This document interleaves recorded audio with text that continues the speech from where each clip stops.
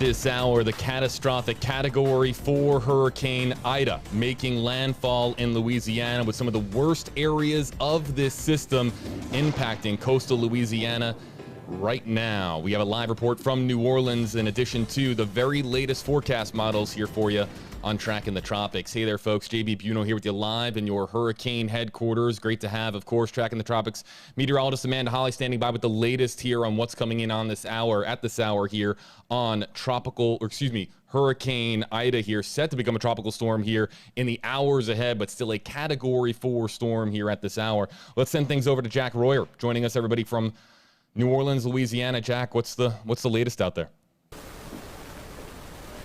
JB, let me sum it up like this. It's raining horizontally, the wind is picking up, and a guy just walked by in shorts and a t-shirt holding a draft beer. So there are still bars open, people that have chosen to stay here by choice, almost defiantly in some sense, against the wishes of leaders here who urged everyone to voluntarily evacuate, saying yesterday there is simply no time to order a mandatory evacuation. You can see folks are still out kind of taking it in. I mean, I would compare the attitude among people who have chosen to stay here to that of like a snow day when you're in school. You know, that'll be less familiar to folks in Tampa and other parts of the country, but the attitude among people who've chosen to ride this thing out is that it's going to be fine. We pray that that is the case. Leadership here is confident in the systems that they have in place. We've seen tons of power trucks driving by, but Will, let's try to give an idea here of the winds. I mean, look, this is staff from the hotel that we're working in, trying to help people check in. Some people are still leaving. Here comes a tow truck right now. Let's walk down to the corner here if we can and show you kind of what we're seeing on this street. I mean, folks are still moving about. I don't know if you can tell, it's not super windy right now, but it really does come in waves. I mean, in fact, here comes some more rain behind us here down the street. Trying not to whip you guys around too much, but there's a lot to see. We're here on Cardonolette. Canal Street is about a block that way, turns into Bourbon Street once you cross Canal, the street I'm on now. So it's an interesting scene. We're certainly not in the worst of it. I mean, the winds, I don't even think it's up to like 20 miles an hour where I'm standing at this moment, but with 150 potentially on the way, leaders are still warning to take cover, have an emergency plan. That's kind of where we stand right now, getting closer to noon Central Time. Hey, David, or excuse me, Jack. There, you know, I'm just looking at the radar meteorologist Amanda Holly here. You're just talking about the heavy rain beginning to start again. I've got the radar loop playing next to you. You know, it looks like one of the very, very outer bands starting to kind of impact the New Orleans area. And I was looking at the actual site from New Orleans, Amanda. Yeah. And those wind speeds are gusting up to 59 miles per hour in New Orleans right now. So have you felt those really strong wind gusts yet? And you know, what do you plan to do when those wind gusts get even stronger? I'll answer the second question first. We plan to get out of it. That's what officials here are advising. They just sent an alert to people's phones a moment ago saying, get inside. So we intend to follow the advice of local leaders and not be at any risk in covering this storm, but try to bring good coverage of it. I'll say that most wind I felt was on a side street down here a moment ago. You know, imagine if you're in New York City or somewhere and you're in between buildings on a side street. That's where the wind was worse. But as you can see now, here it comes. There's some wind whipping down from Bourbon Street, rain with it.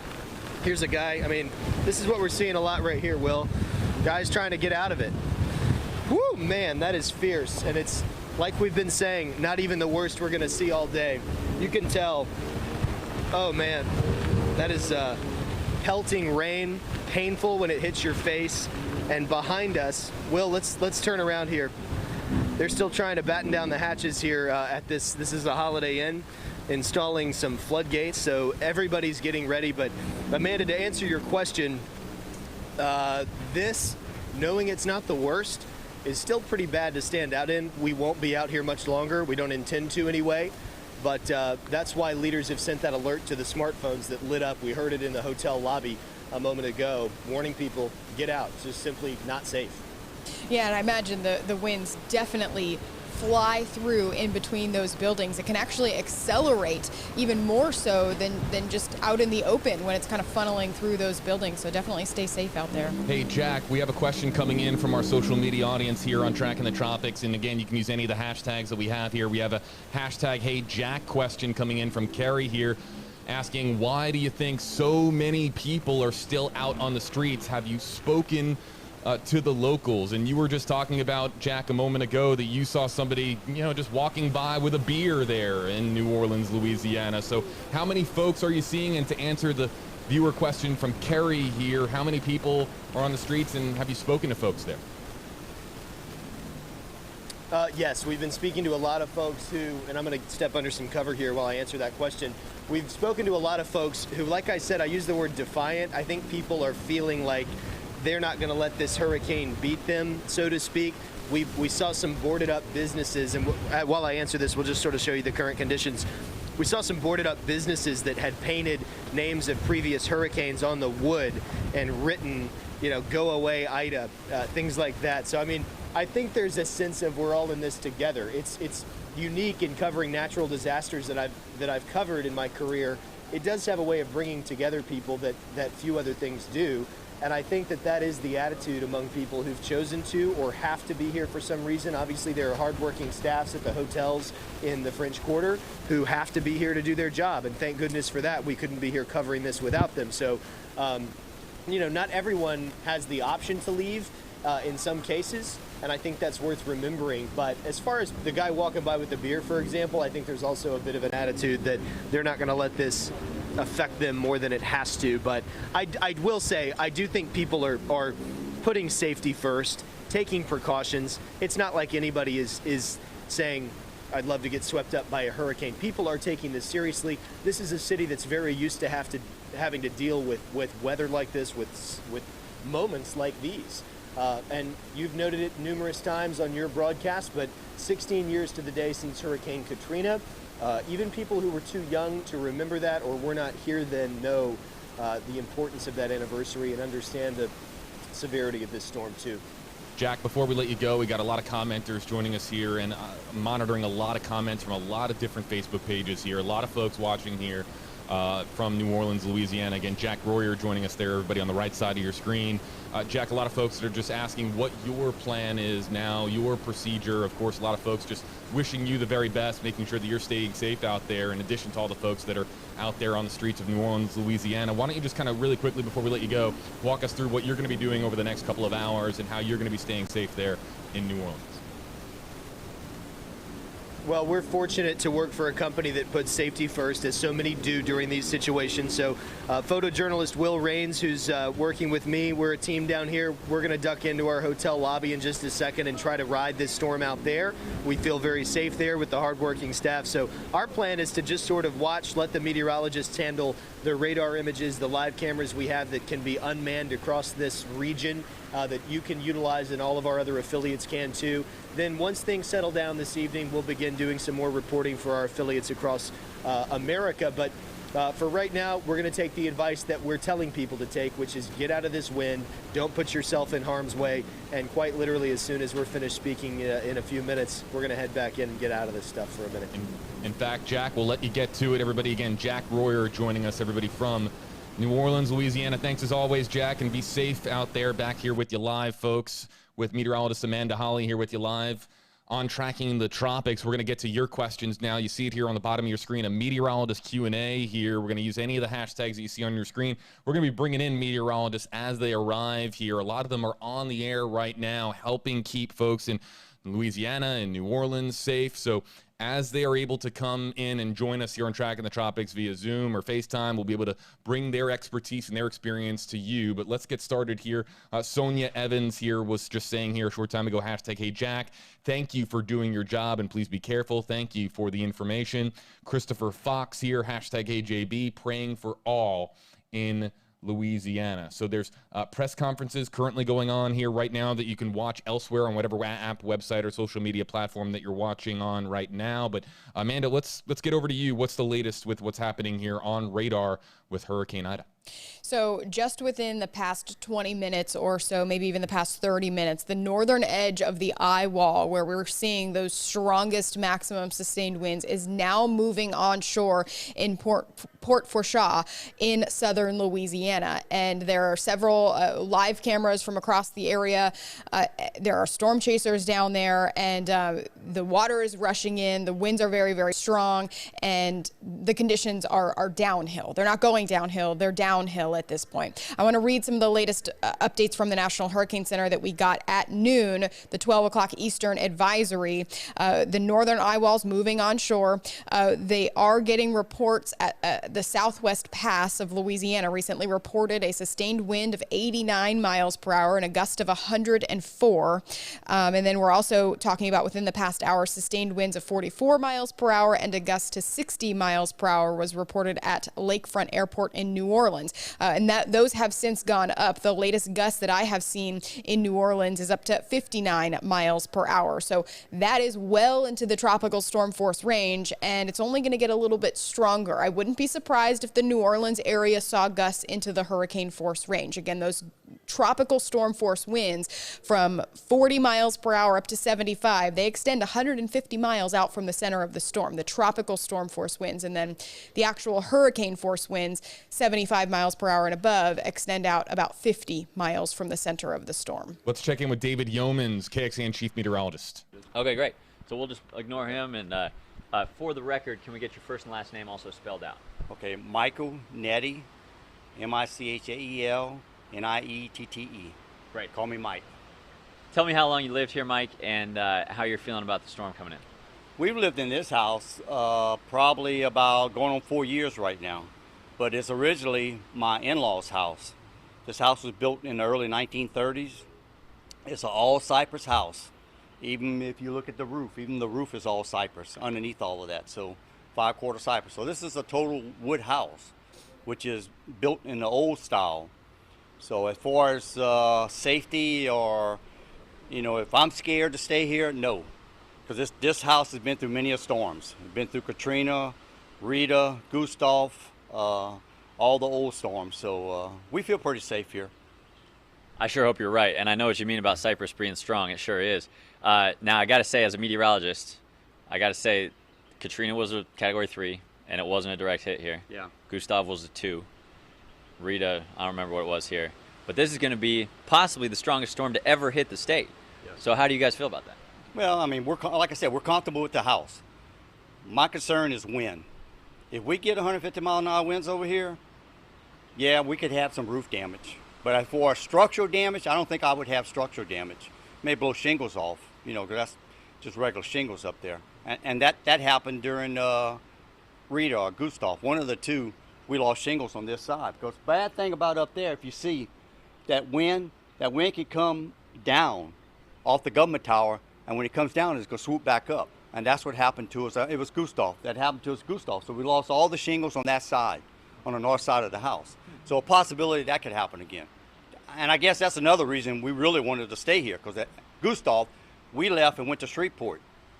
And we had other rental properties. So, I mean, a lot of things a lot of damage was roof damage back then. So I'd rather be here. I can take care of it if I have any roof damage at that time. So, and we have family, that'll all pitch in to help us. That's the thing we do in South Louisiana. We help each other. You want to look after your house, I guess. Again, that was just tapping into the signal there from KXAN Chief Meteorologist David Yeomans there. He's in Houma, Louisiana there, actually right next to me there, northwest of Golden Meadow. Again, Hurricane Ida making landfall at this hour, waiting for the National Hurricane Center to officially declare a landfall event that is expected to happen once the center of the eye itself passes directly over land here. And as you can see here, everybody, for yourself in the center of your screen, that is moments away from happening here. We're going to stay here with you live on Tracking the Tropics, whatever app, website, or social media platform that you're watching on. We've activated the Meteorologist Q&A. You can use any of the hashtags that we have here on your screen. Hashtag HeyJB, hashtag HeyAmanda, or let's bring in from KVEO, Chris Ramirez, meteorologist joining us from Texas here. Everybody, great to have Chris on the program. You can also use hashtag HeyChris from him. Chris, let's pick your brain here. What are you seeing with Hurricane Ida here at this hour? Yeah, so we're currently seeing that IWA just currently just kind of moving off closer to the land. I believe during the last update, we were looking at that strengthening that was happening a few hours ago, but now we're just kind of seeing that level off, like Amanda mentioned about a couple of hours ago during y'all's live stream. But right now we're just currently just continuing to monitor that winds of 150 miles an hour with that storm surge being the primary threat right now with that winds.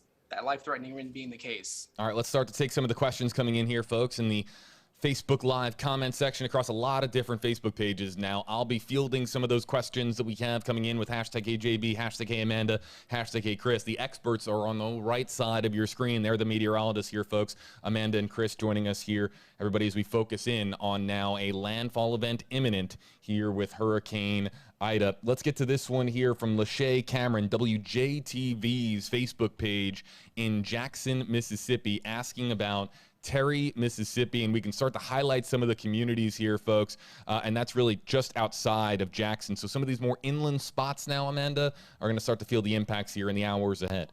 Yeah, Terry, Mississippi, kind of just to the north of the border there. Again, we've got to give us a second to make sure we're looking at the right spots with these locations. But you will be experiencing those tropical storm force winds, especially as the center of Ida kind of moves off to the north. It's going to be a slow process, and I'm going to pull up the graphics here. Give me 1 second. I just want to grab the future radar and put you on screen.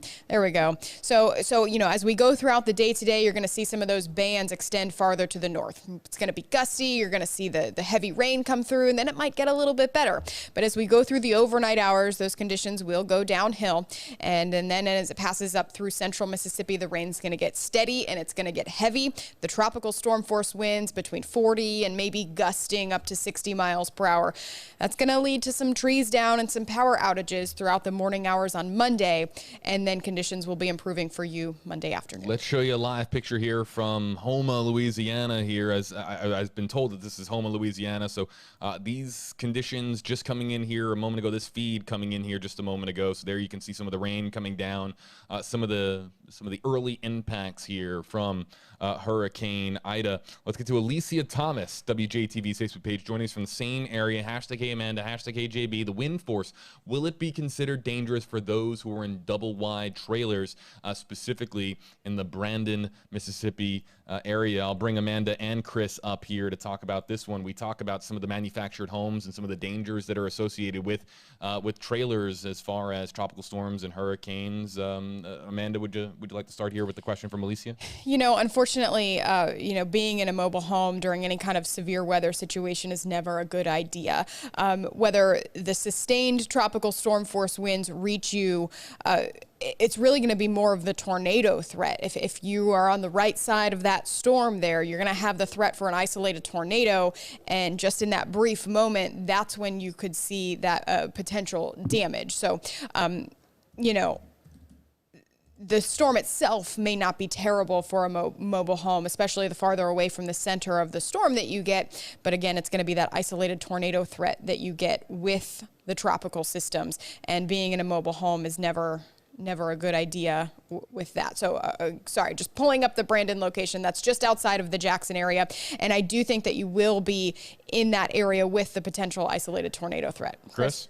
And yes, Amanda, of course, like you were saying, is that they're expected to still see those tropical storm force winds in and around the Jackson, Mississippi area. So I would only imagine that sometimes we still get those gusts between 50 and 60 miles an hour. So we were already seeing tornado warnings that were like as far out as Pensacola in and around the Florida area. So I wouldn't be surprised if we actually start seeing some of those very dangerous weather conditions for the Jackson, Mississippi and Brandon area, even though it's going to be a tropical storm and weaken significantly once it makes its way closer towards land there. But as we look at that latest track just south of Jackson, it's still expecting to have 60-mile-an-hour winds. And with those tropical systems, we could still see up to 70-mile-an-hour gusts with those as it continues to move north.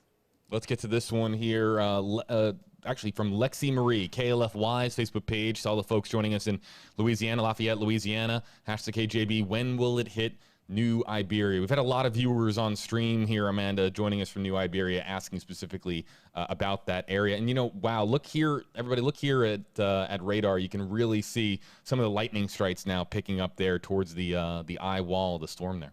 Yeah, that southern edge of the eye wall, I think, is going to be probably even worse as it moves ashore to the Port Fourchon area, and then as it heads toward Homa, toward the Baton Rouge area, obviously, again, weakening as it moves inland. But for New Iberia, I think the worst of the weather for you is really going to be between about 3 p.m. this afternoon and maybe about 10 p.m. tonight, with conditions then slowly improving through the late overnight hours. But New Iberia, you are going to experience those tropical storm force winds, some of the banding, the heavy rain coming through at times, but you are going to be on the western side, so that is going to be the better side of the storm to go through. How about Julie Manning Johnson coming in here asking about South Mississippi here? A lot of viewers joining us from South Mississippi. Hashtag Hey Chris, what do you expect for South Mississippi along the Mississippi River?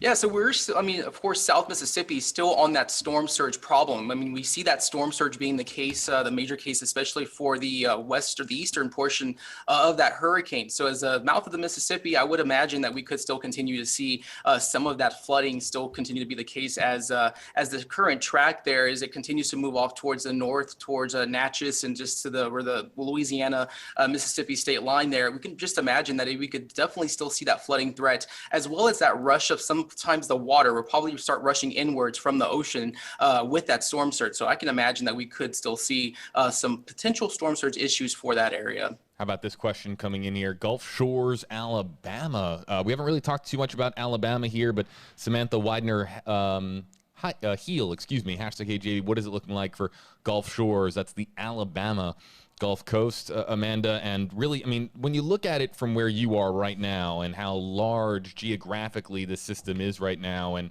you can clearly see that even as far east as Destin getting these outer bands here on the Florida Panhandle at this hour. You know, I was watching the Tallahassee radar from Florida earlier, and we've actually had tornado warnings in the panhandle of Florida because those outer rain bands are so far reaching.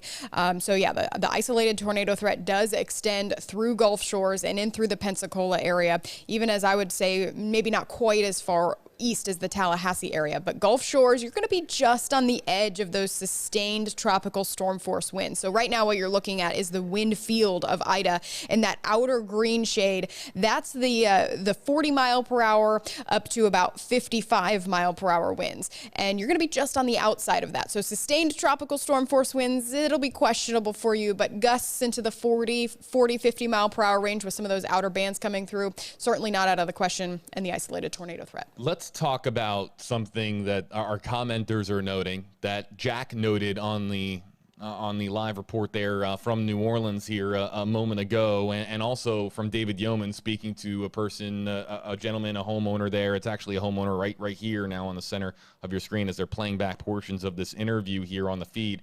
So a lot of folks here, Amanda and Chris, they aren't evacuating the area. They're saying that if they can make it through Katrina, that if they can make it through Laura, another system, of course, that or Gustav, or some of the other systems, the name systems that are just known so well on the northern Gulf Coast, that they can make it through this. And there's just a lot of hesitancy out there as far as leaving the Louisiana coast, leaving New Orleans, leaving the Mississippi Gulf Coast. We have this question here from Sandy Latham, hashtag HeyJB. I know they've asked people to evacuate, but just how many did it, and how many more, and how much more dangerous is this one as one like Katrina? My prayers go out to everyone to stay safe. So a lot of areas under mandatory evacuation, others it's up to them as to whether or not they're going to evacuate. But Amanda, we'll start with you here, to the folks that haven't evacuated here, saying that they've been through other storms in the past that are way stronger than this, or if they can make it through that storm, they can make it through any storm.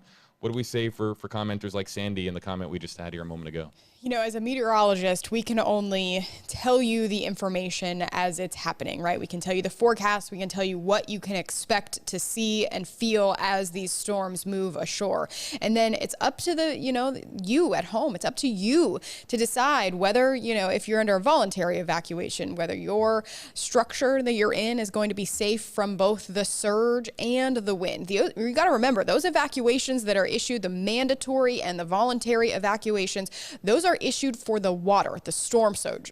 So you're really only going to see evacuations issued for areas right along the coast. But if you are in a structure that you don't feel safe in, that's when you have to make that decision for you, your family, your pets, to leave and maybe go to a friend's house that has a better structure, or go to a shelter that is offered. It's really, but again, as a meteorologist, Chris, and I know you can speak to this too, we can tell you the information on what you're going to feel, but unfortunately we just can't tell you to leave. Right. And one thing I want to add on here is that a lot of people kind of are unaware that when it comes to hurricanes, cell phone signal goes away. There's a lot of times where you're probably not going to be able to call anybody or kind of let your loved ones know that you are safe, because of every hurricane that I've been through Ike, I've been through Hannah here in South Texas last year. And that was one of the first things that we noticed, is that cell phone signal starts going away at a certain time. So when it comes to that, staying in a area that has a mandatory evacuation, you kind of have to keep in mind that you're not going to have the technology that's going to be available for you to kind of reach out for help when that time comes. So definitely kind of heed those warnings and evacuate if you are in one of those low-lying areas, especially with the threat of storm surge. But that's the thing too, is just the cell phone signal, and that's one of the things that people are kind of not aware of, that cell phone signal does go away during hurricanes. And another thing to note here as well for folks in coastal Louisiana, yes, many folks that have lived in Louisiana for a long time have been through this before, but don't get fooled by what you see in the early hours of a storm system, because you might be getting hit with some of the outer bands here, and then the worst is still yet to come. Maybe you leave your house, you go outside, you grab your cell phone, you're taking pictures and videos for your friends and family saying, oh, look, it's not so bad. When in reality, 15 minutes later, the worst is set to hit your neighborhood, your town, your home, where you are at that present time. So let's keep that in mind here. And our meteorologists, Amanda Holly, Chris Ramirez, they're here to bring you the very latest as to where the worst sections of the storm are, so that you can keep your friends and your family safe. Let's get to Christopher Cody here, Rutledge, #HeyChris. What's the weather going to be like in Yazoo City? Yazoo City, of course, being in central Mississippi, about I would say an hour or so, maybe north of Jackson, Mississippi. So a lot of those inland areas now, Chris, starting to ask questions because they want to know when the worst is going to be hitting them. Right. And I think, honestly, like, all of Mississippi is going to be under the gun for that torrential rainfall, between 5 and 10 inches of rain, as the system continues to move north and weaken as a tropical storm. So, I mean, north of Jackson, I believe that, Yazoo City definitely on the verge of getting that torrential rainfall that could potentially cause flooding. Of course, I went to Mississippi State in Starkville, and I have to say that a lot of times flooding in those rural areas is kind of a little bit hard to do, but I would only imagine that you could still possibly see some of those potential flooding situations, as well as those tropical storm force winds just in between Jackson and just in the north areas of Mississippi, as the system continues to weaken as it moves north. Sarah Ewing from WMBB's Facebook page on the Panhandle, they know a lot about Hurricane Michael. #Hey Amanda, how does this storm compare to Hurricane Michael? We're in the Florida Panhandle, praying for everyone. Michael came in October. It was a later season storm, but it came in as a 5. So that storm will likely be a little bit stronger than what Ida is.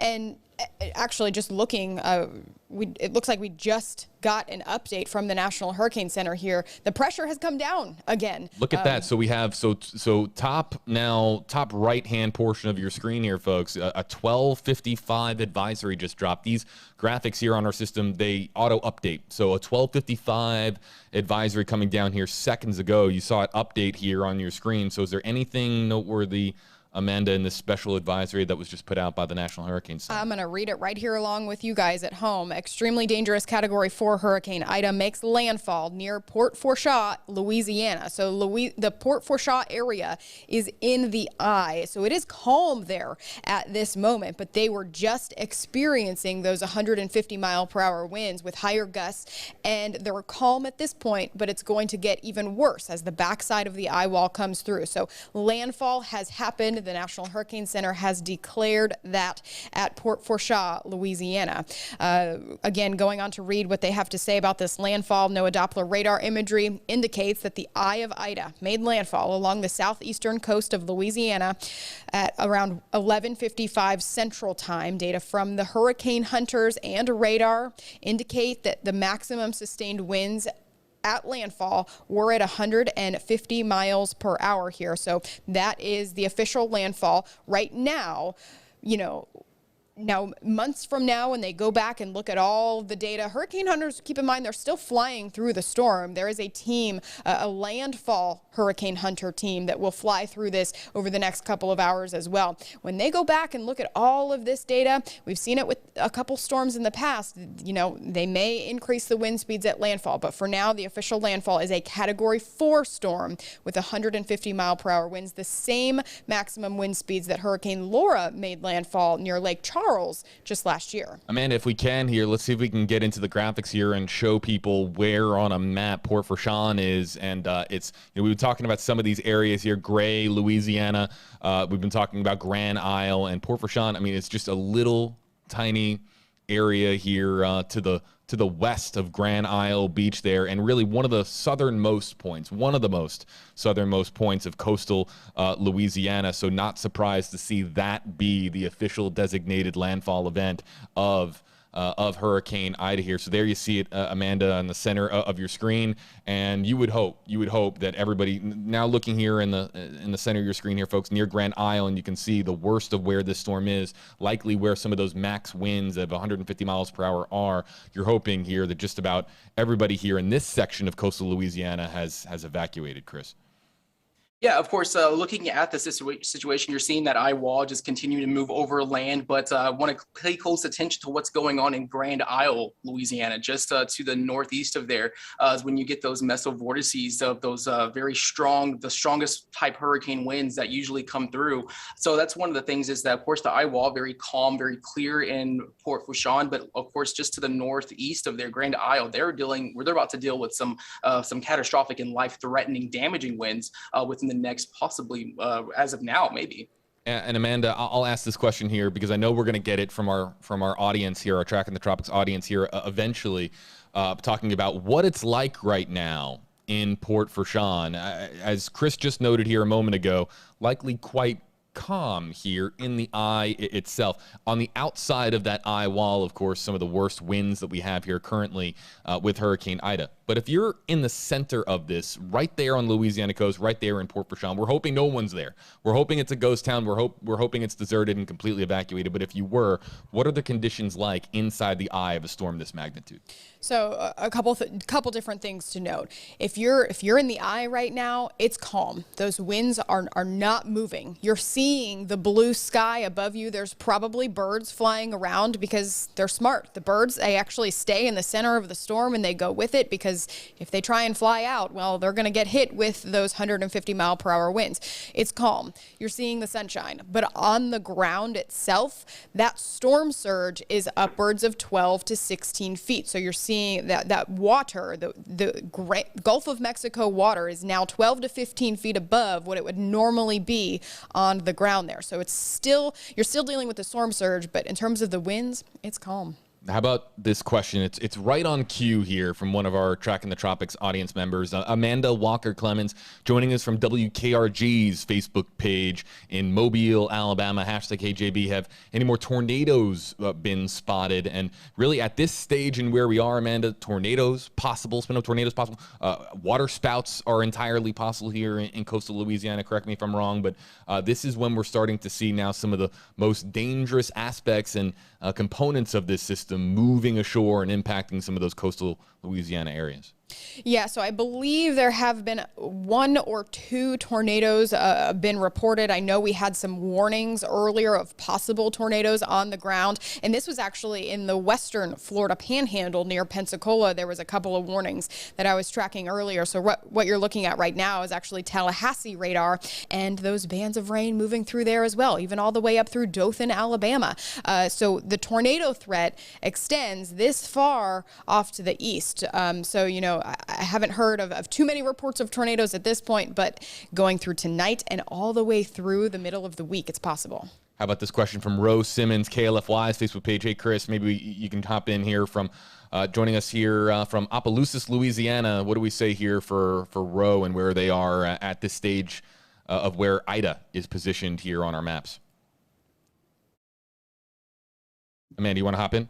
Yeah, absolutely. So Opelousas, I believe, was north of the Lafayette region, and I'm just going to throw up the official cone from the National Hurricane Center here and zoom on in. There it is, showing up on the map. So you're going to be to the west of the actual center, but we are still expecting it to be about a Category 1 moving off to the east of the Opelousas area. That means you're at the very least going to experience those tropical storm force sustained winds, anywhere between 50 and probably 70 miles per hour as we head into the evening and late evening hours tonight. So again, the strong winds as well as the heavy rainfall possible, and then conditions will be improving as we head into the morning hours tomorrow. But again, between about 8 p.m. tonight and probably midnight, worst time for you. A lot of folks in Mobile asking about Mobile, Alabama, Mobile Bay, Baldwin County, Mobile County. Hey, I used to live in Wemo. I know about Mobile. Let's get to this question here from Cheyenne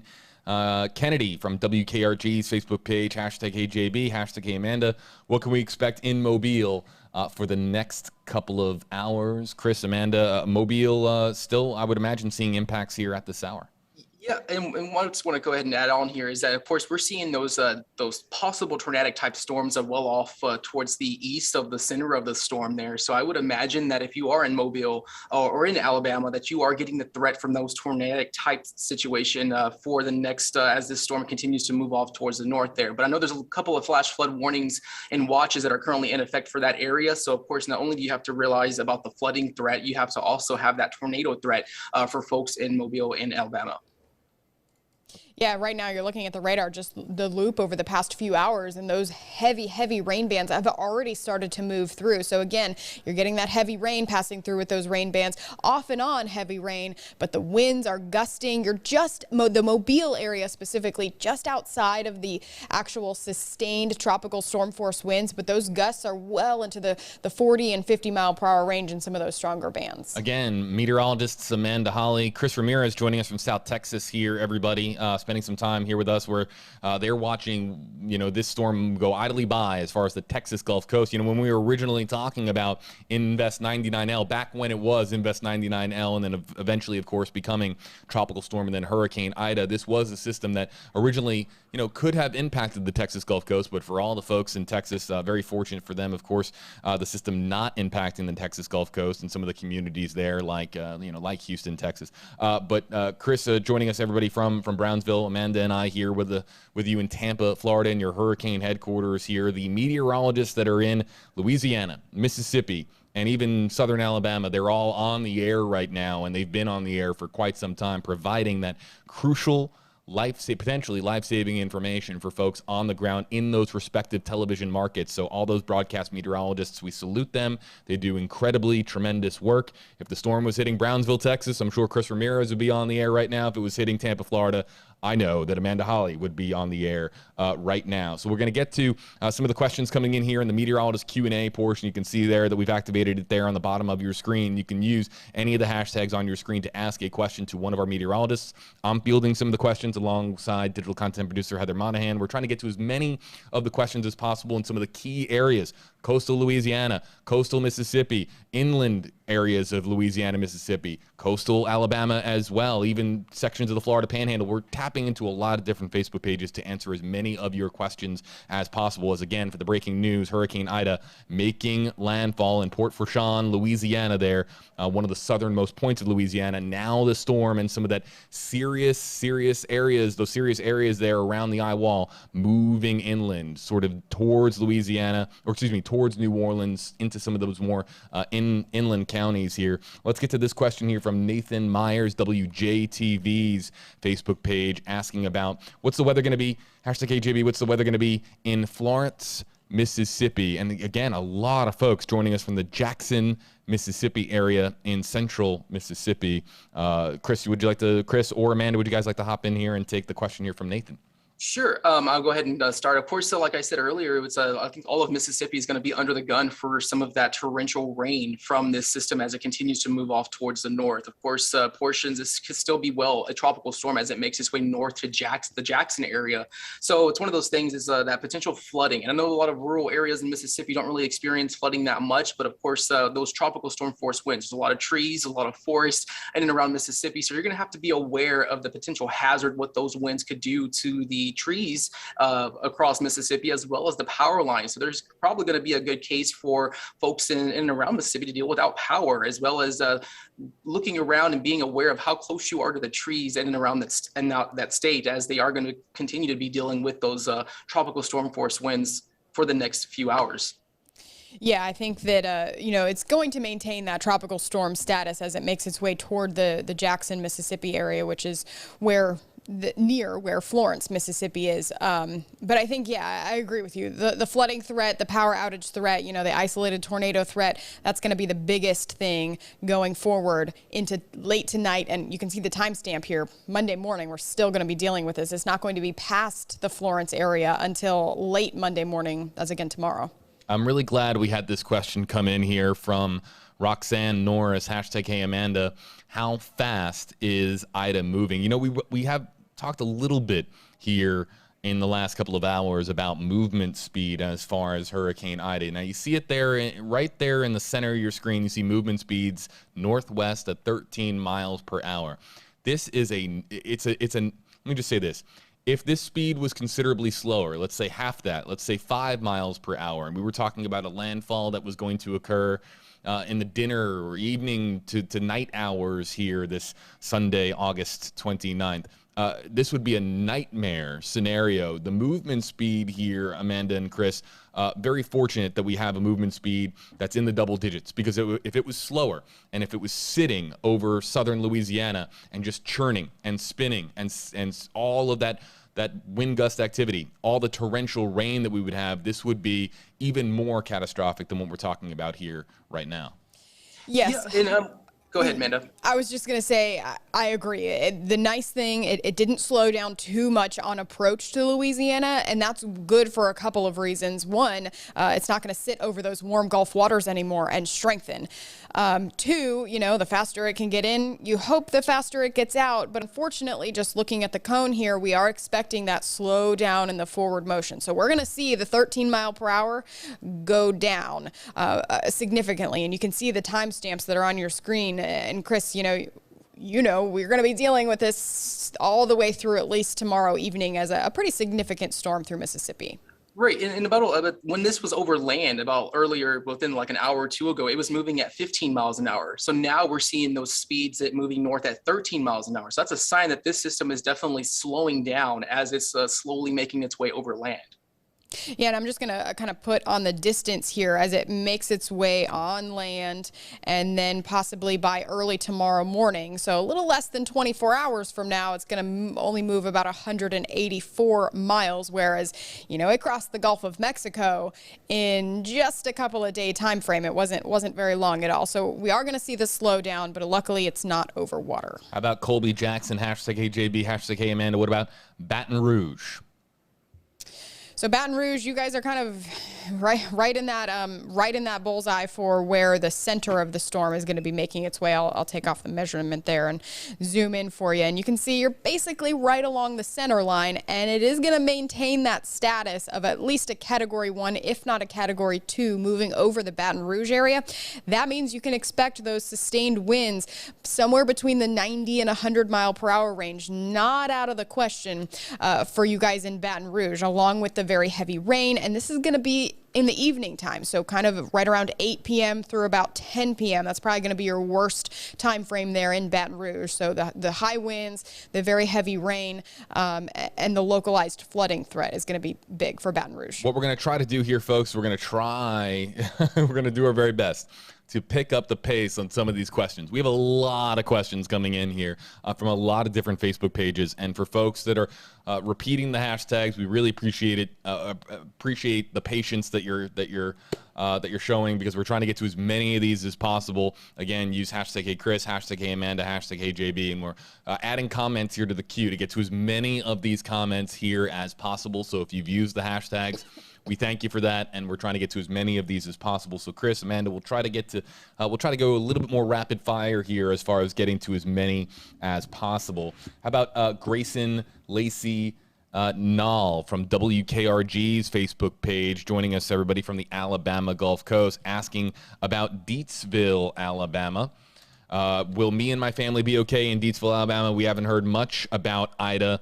Hashtag Hey Chris, hashtag Hey JB, hashtag Hey Amanda. And that's way up there, central Alabama, north of Montgomery.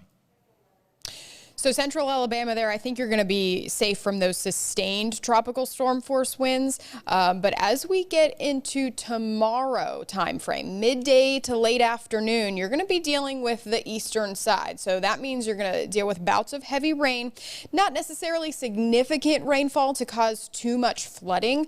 But what I'd be most concerned about in central Alabama heading into the next 2 days, really to late tonight, early tomorrow morning, all the way through maybe Tuesday morning, is the isolated tornado threat. How about this question? I just want to bring this up here for all of us.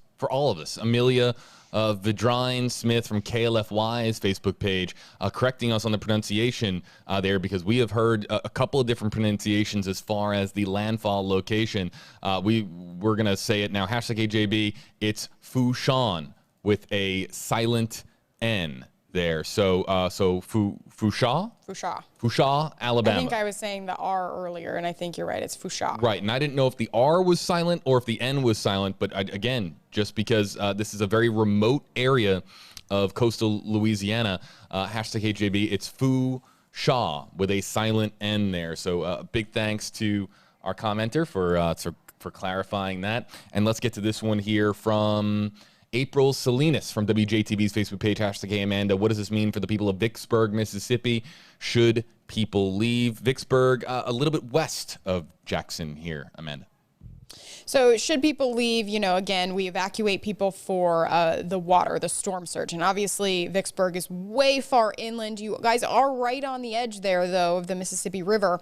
But I don't think we're going to be dealing with any kind of storm surge that far inland. It's mostly going to be the wind speeds for you. And if your structure that you're going to ride out the storm in the next 24 hours in, if that's going to withstand at least those tropical storm force winds. We talked about the mobile homes not necessarily being the safest place to be a little while ago. We still stand by that. But if you're in a structure, a home, that was recently built, has a good roof on it, has a good garage door, and you stay in your safe place as you go through the overnight hours, you should be okay.